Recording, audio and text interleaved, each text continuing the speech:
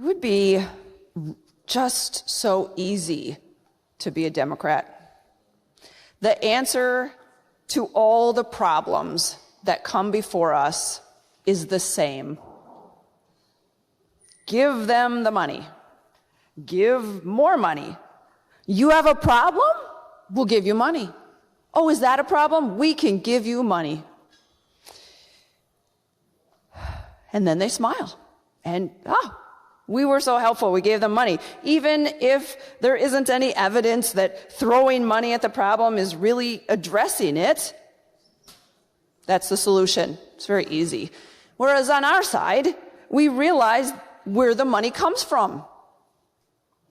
That money comes from Wisconsin taxpayers.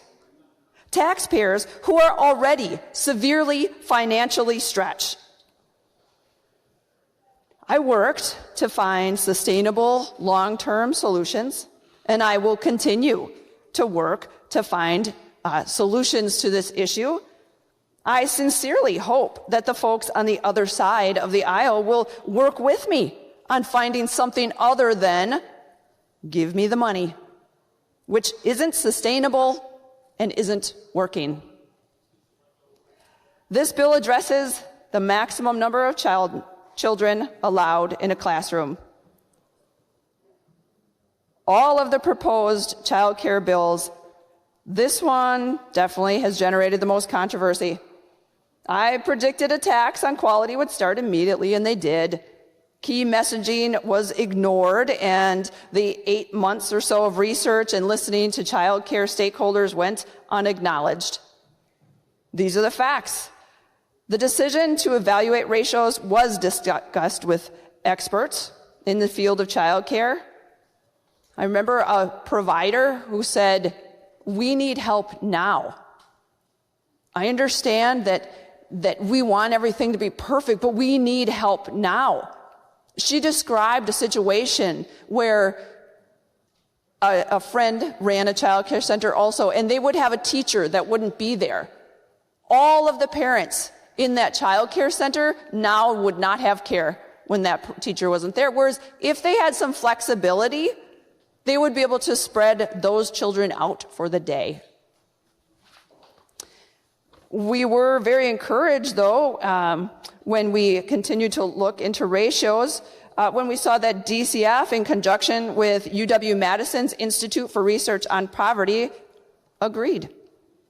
Published this year, their final study of Wisconsin's child care count stabilization program, they asked over 3,000 Wisconsin child care providers, if you could wave a magic wand, what changes would you recommend to the program? And guess what? The providers recommended. Providers suggested changes regarding number, characteristics, and age of children enrolling or attending, and other factors. With this bill and all other bills in the child care package, we followed the advice of DCF and the Institute for Research on Poverty. So why the pushback? Why are small ratio changes vilified? The bill addresses the number of children. The bills address the characteristics of children and child care centers. The bills address the age of children enrolling or attending. So what's the problem? The issue is the want of funding without oversight. Owners or administrators know the strengths of their staff and the characteristics of the children under their care. Remember, they're professionals.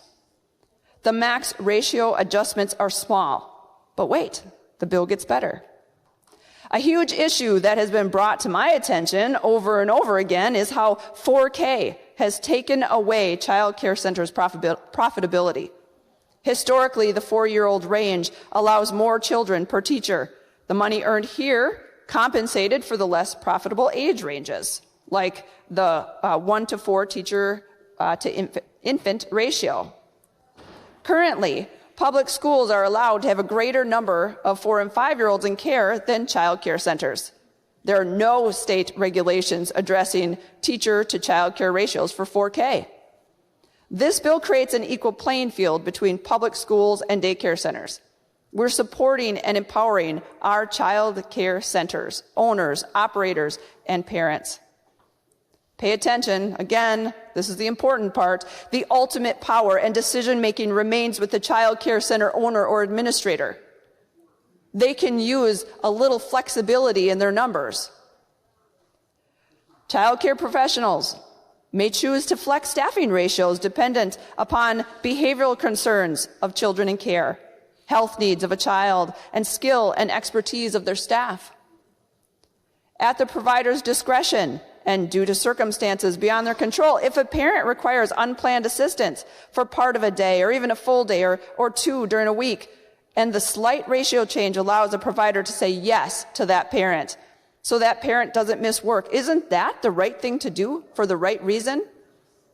We're adding flexibility for child care providers. We're adding, at the discretion of the center's owner and administrator, child care slots for parents. Parents keep being forgotten in this conversation.